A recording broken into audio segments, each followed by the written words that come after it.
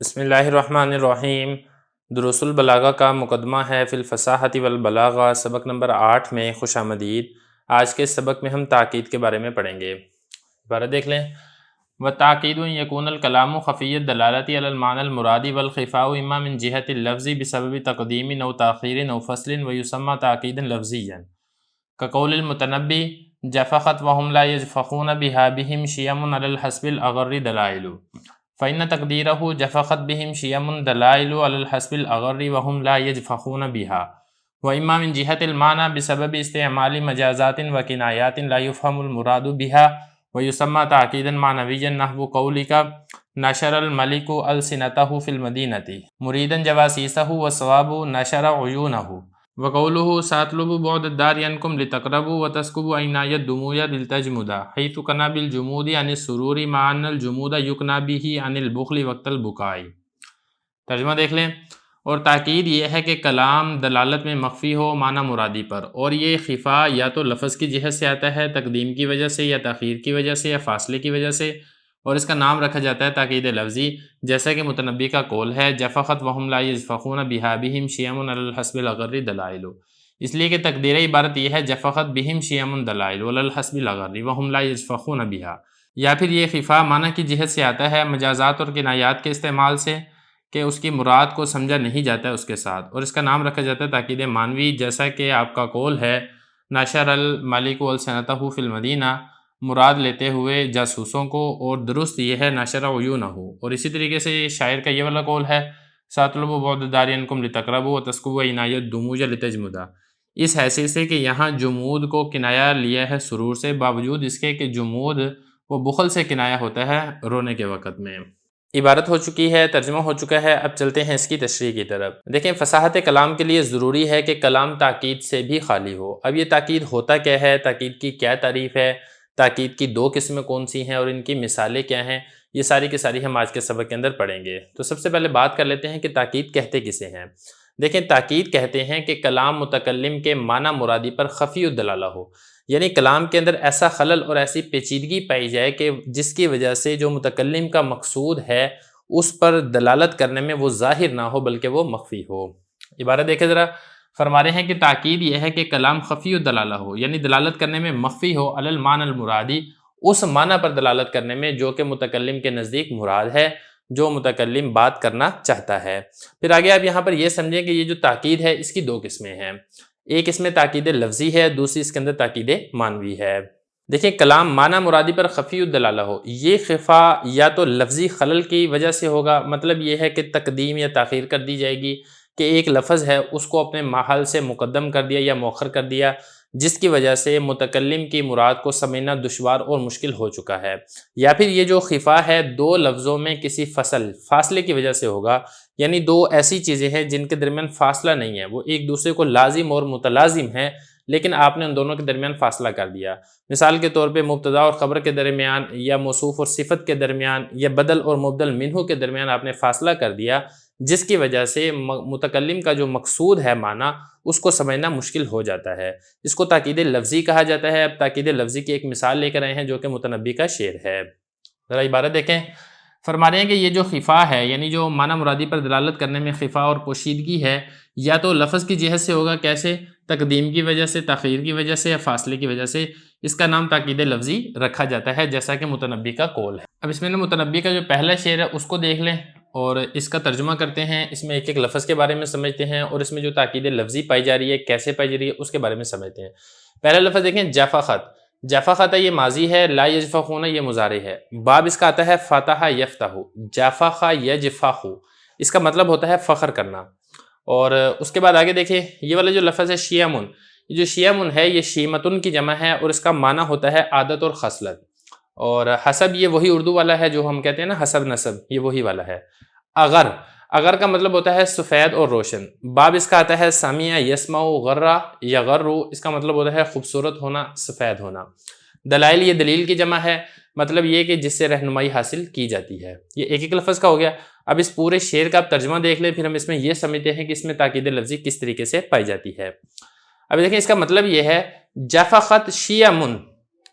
کہ میرا جو ممدوح ہے اس کے اخلاق و عادات نے فخر کیا ہے جو کہ دلائل ہیں اس کے اعلیٰ حسب نسب ہونے پر، حالانکہ یہ لوگ تواضع اور انکساری کی وجہ سے ان اعلیٰ اخلاق پر فخر نہیں کرتے۔ یہ ان کا ترجمہ ہے، بہرحال میں اس میں سمجھاتا ہوں آپ کو تاکہ بات سمجھنی آسان ہو جائے۔ یہاں پہ دیکھیں نا ایسے جافخت فخر کیا ہے شیامن اس کے عادات و اطوار نے، دلائل جو کہ دلائل ہیں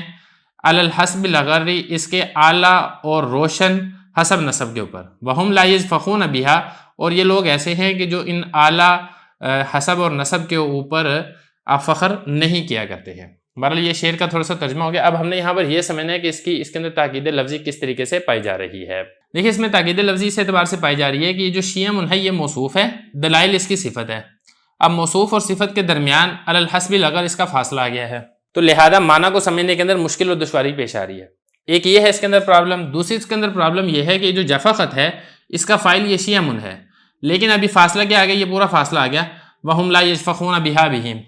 تو فعل اور فاعل کے درمیان پورے جملے کا فاصلہ آ گیا، جس کی وجہ سے متکلم کا جو معنی ہے اس کو سمجھنے کے اندر دشواری پیش آ رہی ہے۔ پھر اس کے اندر تیسری خرابی یہ ہے کہ یہ جو بہم ہے یہ بہم جفا خط کے متعلق ہے، لیکن یہاں پر بھی دیکھیں وہم لا یجفخون بہا اس کا فاصلہ آ گیا ہے اس پورے جملے کا،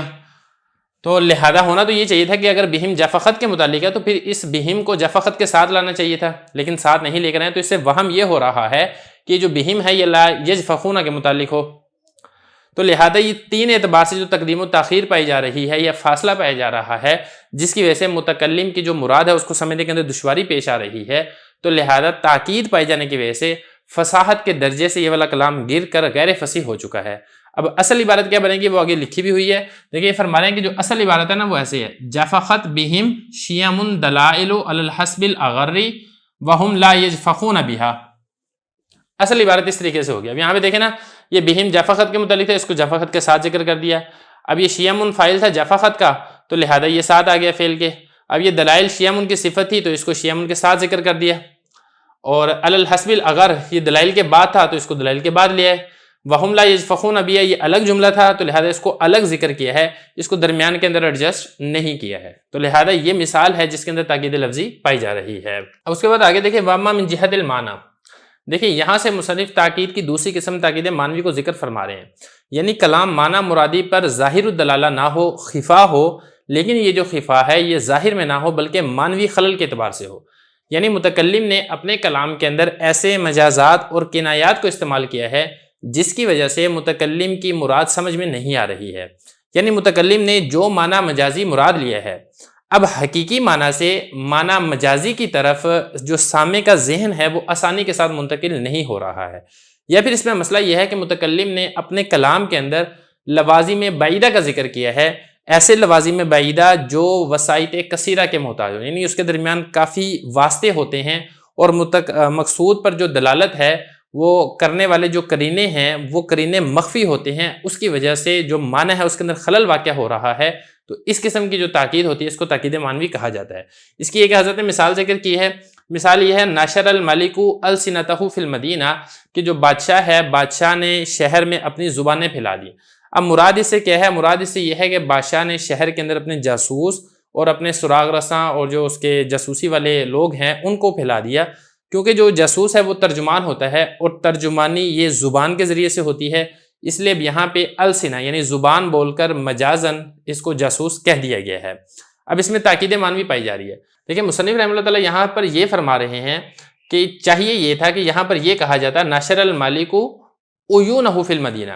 وجہ یہ ہے کیونکہ جو عین کا اطلاق ہے وہ مجازن جاسوس پر ہوتا ہے، جاسوس کو عین اس لیے کہہ دیا جاتا ہے کہ آنکھ کے ذریعے سے ہی جو جاسوس ہے وہ جاسوسی کرتا ہے، تو لہذا مجازن جاسوس کو عربی کے اندر عین کہہ دیتے ہیں۔ اب دیکھیں عین سے جاسوسی کا معنی مراد لینا یہ تو آسان ہے، اس کے اندر تاکید نہیں پائی جا رہی ہے، لیکن جو زبان ہے زبان سے آپ جاسوسی کا معنی مراد لینا یہ درست نہیں ہے۔ کیوں درست نہیں ہے؟ کیونکہ اس کے اندر لوازم اور وسائط بعیدہ کا لحاظ کرنا پڑتا ہے، پھر جا کے یہ والا معنی سمجھ میں آتا ہے، تو اسی وجہ سے اس جملے کے اندر تاکید معنوی پائی جاتی ہے۔ تو یہ بتا رہے ہیں کہ جیسے آپ کا یہ قول ہے نشر الملک السنتہ فی المدینہ، آپ مراد لے رہے ہوں جواسیسہ، یہ جاسوس کی جمع ہے، بادشاہ کے جاسوسوں کو، والصواب اور درست یہ تھی نشر عیونہ، کہ نشر عیونہ اگر کہتے تو پھر اس کے اندر تاکید نہیں پائی جانی تھی اور پھر یہ والا معنی سمجھنا آسان ہو جانا تھا۔ تاکید معنوی کی دوسری مثال میں حضرت ایک شعر لے کر آئے ہیں جو کہ عباس بن احنف کا ہے۔ اب وہ ذرا شعر کو دیکھ لیں تاکہ بات سمجھنی آسان ہو جائے۔ سأطلب، میں طلب کروں گا، بعد کہتے ہیں دوری کو، دار گھر کی دوری کو، انکم تم سے، لتقربوا تاکہ تم قریب ہو جو، وتسکبوا اور بہاتی ہیں عینایا میری آنکھیں، الدموع آنسوؤں کو، لتجمدا تاکہ وہ خشک ہو جائیں۔ یہ تو ہو گیا شعر کا ترجمہ۔ اب اس میں یہاں پر سمجھ لیتے ہیں کہ اس کے اندر تاکید کس اعتبار سے پائی جاتی ہے۔ دیکھیں یہ جو شعر ہے اس میں عباس بن احنف نے دو کنایہ کو استعمال کیا ہے۔ پہلا کنایہ یہ ہے کہ آنکھوں سے آنسو جاری ہونا، یہ حزن اور غم سے کنایہ ہے جو محبوب کے فراق اور جدائیگی کے وقت محبت کرنے والے کو ہوتا ہے۔ تو شاعر کا مقصد آنکھوں سے آنسو جاری ہونے کی خبر دینا نہیں ہے بلکہ اس کے لازم رنج و غم کی خبر دینا یہ مقصود ہے، اور یہ کنایہ بالکل درست ہے، مشہور و معروف ہے، اس میں کسی قسم کی تاکید اور خلل واقعہ نہیں ہے۔ لیکن اس کے اندر ایک دوسرا کنایہ پایا جاتا ہے جس کے اندر تاکید پائی جا رہی ہے۔ دوسرا کنایہ کیا ہے؟ دوسرا کنایہ یہاں پر جو ذکر کیا ہے عباس بن احنف نے وہ یہ ہے کہ آنکھوں کا خشک ہو جانا، اس کو کنایہ قرار دیا ہے فرحت سے، سرور سے۔ یہ والا کنایہ درست نہیں ہے کیونکہ آنکھوں کے خشک ہونے سے فرحت اور سرور کی طرف ذہن منتقل نہیں ہوتا ہے بلکہ آنکھوں کے خشک ہونے سے بخل دموع یعنی جو آنسو ہیں اس کے کم ہونے کی طرف ذہن منتقل ہوتا ہے کہ اتنا زیادہ رویا کہ آنسو خشک ہو گئے۔ اب جمود عین سے فرحت و سرور کا کنایہ کرنا اس کے اندر تاکید معنوی ہے، اور جو اس کا ملزوم ہے جمود عین اور اس کا جو لازم ہے فرحت و سرور، اس کے درمیان متعدد وسائط پائے جا رہے ہیں۔ تو گویا کہ بات یہ ہے کہ شاعر یہ کہنا چاہ رہا ہے کہ اہل زمانے کا یہ چلن ہو گیا ہے کہ وہ مطلوب و مقصود کے مخالف سمت چلا کرتے ہیں تاکہ انہیں مطلوب و مقصود حاصل ہو، اس لیے میں بھی زمانے کی طرز پر محبوب کا قرب اور وصال چاہنے کے بجائے اس کا بعد اور فراق چاہوں گا تاکہ مجھے اس کا وصال حاصل ہو جائے۔ تو اور اسی طریقے سے میں رنج و غم کی دعا کیا کروں گا تاکہ مجھے مسرت اور سرور حاصل ہو جائے۔ تو یہ خلاصہ کلام یہ ہے کہ یہاں پر جو ہے نا انہوں نے جو جمود سے سرور سے کنایہ مراد لیا آنکھوں کے خشک ہونے سے، یہ والا کنایہ درست نہیں ہے بلکہ یہ جو کنایہ مراد لیے تھے رنج و غم سے کنایہ مراد لیا جاتا ہے۔ تو لہذا انہوں نے جو کنایہ مراد لیا جس کی وجہ سے اس کے اندر تاکید معنوی پائی جا رہی ہے۔ ذرا اس کو دیکھیں، ذرا فرما رہے ہیں کہ میں تم سے گھر کی دوری چاہتا ہوں تاکہ تم قریب ہو جاؤ اور میری آنکھیں آنسو بہاتی رہیں گی تاکہ وہ خشک ہو جائیں۔ اب یہاں پہ دیکھیں جمود یعنی جو آنکھوں کا خشک ہونا ہے اس کو کنایہ لیا ہے کس سے؟ سرور سے، باوجود اس کے کہ جو جمود ہے اس کو کنایہ مراد لیا جاتا ہے بخل سے، یعنی جو آنکھ ہے وہ آنسو بہانا ختم کر چکی ہے، اتنے زیادہ وہ آنسو بہا چکی ہے۔ خلاصہ کلام یہ ہے کہ رنج و غم سے یہ کنایہ ہوتا ہے۔